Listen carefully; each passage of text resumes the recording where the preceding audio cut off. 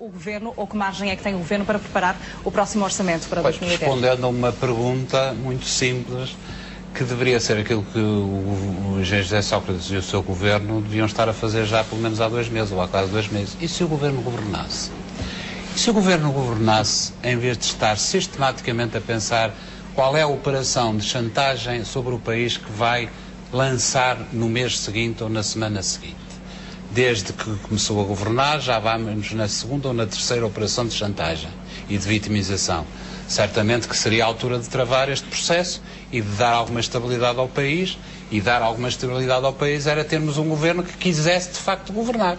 Eu percebo que do ponto de vista psicológico há certas paranoias, enfim, passa a expressão, não tem nenhuma conotação pejorativa. Há certas paranoias, mas percebe-se que, do ponto de vista até, porventura, psicológico, o engenheiro José Sócrates é uma pessoa que se habituou a 4 anos e meio de governação de maioria absoluta, tem um caráter tendencialmente autoritário, autocrático e, naturalmente, tem alguma dificuldade em governar de outra forma.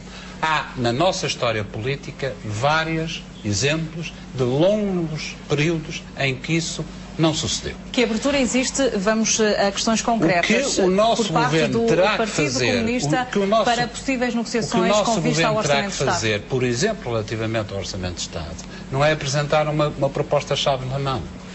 É apresentar uma proposta que tenha em conta que não pode ser baseada nas opções do Partido Socialista, nem do governo do Partido Socialista. Tem que criar propostas para o país que constituam rupturas com as políticas e as orientações ao nível da fiscalidade, ao nível do investimento público, ao nível do desenvolvimento económico, ao nível da defesa da capacidade produtiva nacional, ao nível do combate ao desemprego. Tem que tomar posições que rompam com aquilo que esteve na origem das políticas do seu próprio passado recente e que tiveram como consequência a situação desgraçada que o país está.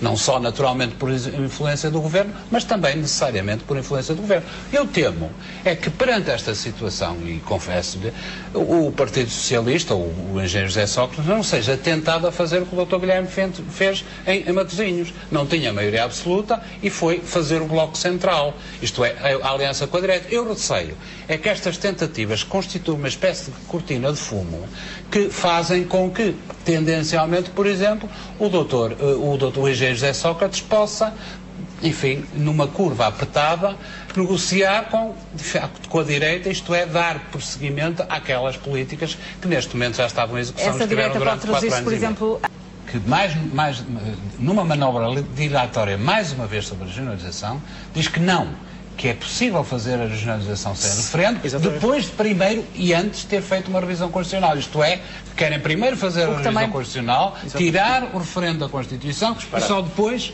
regionalizar. O que de facto significa um adiamento da regionalização, mais uma vez. Exatamente. Estão reunidas as condições para isso? Eu não estou tão certo quanto o Dr. Guilherme Pinto que o Partido Socialista seja assim tão favorável à regionalização. Cada vez temos mais dúvidas. É que eu tenho muitas dúvidas. Basta ver o programa no Governo para perceber que ali até falava na próxima legislatura. Tiveram necessidade de corrigir o programa do Governo. Foi o único, os outros não disseram nada. Peço desculpa. É que disse peço eu peço imensa desculpa, mas não me interrompa que o meu tempo já é curto.